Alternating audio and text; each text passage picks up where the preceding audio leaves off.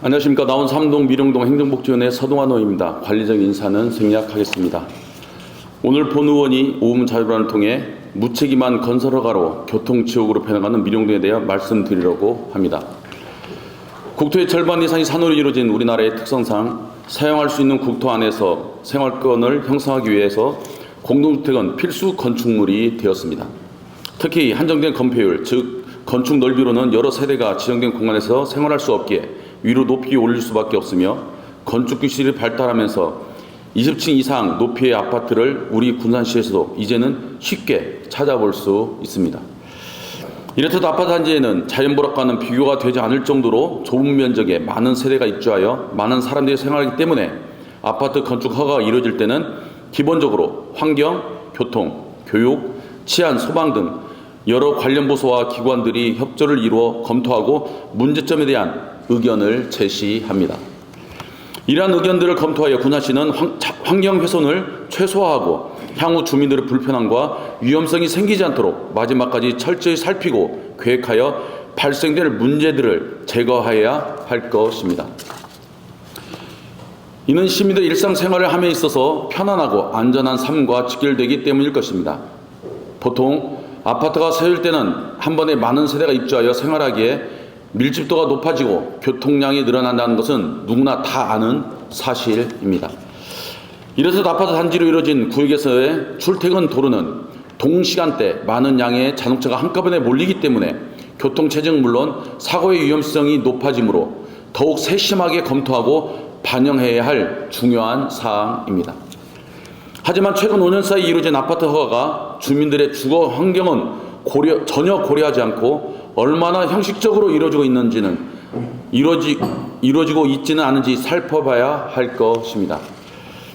최근 미령동의 아파트 5개 단지가 허가 및 승인이 되면서 문제점이 나타나고 있으며 이러한 문제 제기에 대해 군산시의 대응은 주민들의 우려를 해소하기에 턱없이 부족한 대책이라고 생각합니다. 현재 군산대 정문, 대학로는 출퇴근 시간대면 등하교와 맞물려 교통 정체는 물론 사고가 빈번하게 발생하는 문제점을 안고 있습니다. 특히 금강 베네스타에서 산단으로 출근하기 위해 나오는 차량들은 진 출입로가 하나밖에 없어서 지금도 아침 시간에는 황룡로에서 미령로를 지나 대학로로 나오기까지 900m가 채 되지 않는 거리임에도 불구하고 4번에서 6번 이상의 신호를 받아야 겨우 자동차 전용도를 이용할 수 있습니다.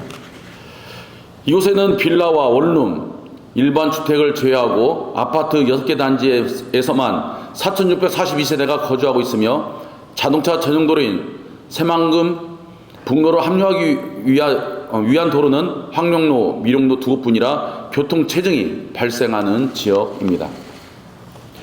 또한 출퇴근 시간대에는 새만금 북로도 정체가 반복되어 진출로가 지체되면 대학로 차선은 정체가 빈번하게 일어나 신호가 켜져도 움직이지 못하는 일이 자주 발생하여 주민들의 불편함이 계속 쌓이고 있는 상황입니다.